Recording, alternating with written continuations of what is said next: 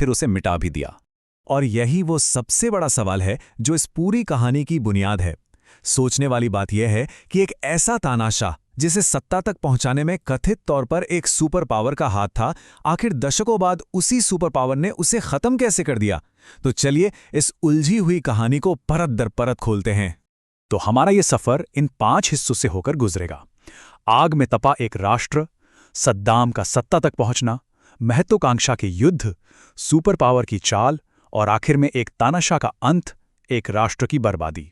हम एक साम्राज्य के पतन से शुरू करेंगे और देखेंगे कि कैसे ये सारी कड़ियां जुड़कर एक देश की तबाही तक ले जाती हैं। तो कहानी की शुरुआत होती है आज के इराक के जन्म से।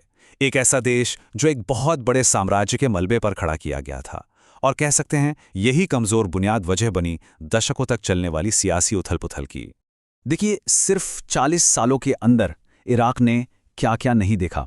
पहले ऑटोमन एम्पायर का खात्मा, फिर ब्रिटिश राज, उसके बाद एक राजशाही और फिर मिलिट्री तानाशाही। मतलब लगातार बदलाव और अस्थिरता। और इसी माहौल ने बाथ पार्टी जैसी ताकतों और सद्दाम हुसैन जैसे लोगों के लिए सत्ता में आने का रास्ता तैयार कर दिया। और अब कहानी उस मोड़ पर आती है जहां इराक के इस सियासी भूचाल के बीच एक नाम उभरकर सामने आता है, सद्दाम हुसैन। एक ऐसा शख्स जो अपनी बेरहमी और शातिर दिमाग के दम पर सत्ता की सबसे ऊंची कुर्सी तक पहुंच गया। सद्दाम जो बाथ पार्टी में शामिल हुआ, वो कोई मिलिट्री जनरल नहीं था, फिर भी सत्ता की सीढ़ियां बहुत तेजी से चढ़ गया।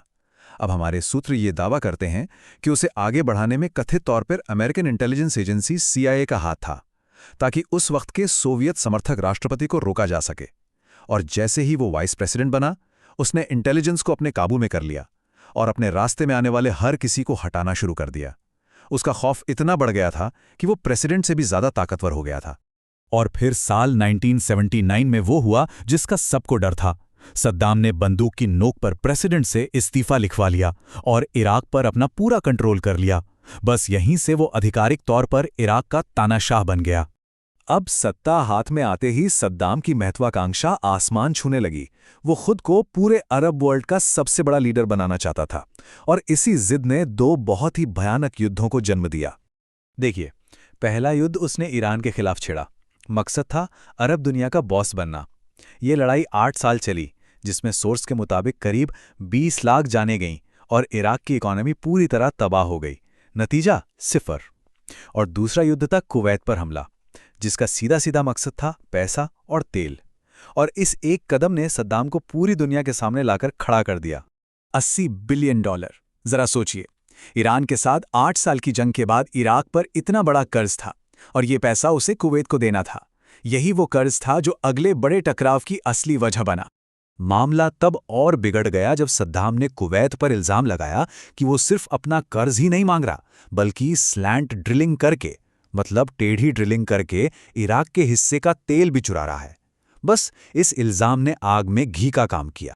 अब सवाल ये उठता है कि दुनिया ने इस पर क्या रिएक्शन दिया, और यहीं पर हमारे सोर्स एक अलग ही थ्योरी सामने रखते हैं। उनके मुताबिक ये सिर्फ एक नॉर्मल इंटरनेशनल रिएक्शन नहीं था, बल्कि अमेरिका का बिछाया हुआ एक बहुत बड़ा स्ट्रेटेजिक जाल था। सोर्स का दावा कुछ ऐसा है कि अमेरिका ने पहले तो कुवैत को उकसाया, फिर सद्दाम को एक तरह से हरी झंडी दे दी कि वो हमला कर सकता है। इसके बाद जानबूझकर 5 महीने तक कोई एक्शन नहीं लिया ताकि कुवैत पूरी तरह से तबाह हो जाए, और आखिर में अमेरिका ने तब दखल दिया जब एक बर्बाद हो चुका कुवैत मदद के बदले अपनी सारी तेल की दौलत सौंपने को मजबूर हो गया। इसके बाद शुरू हुआ ऑपरेशन डेजर्ट स्टॉर्म।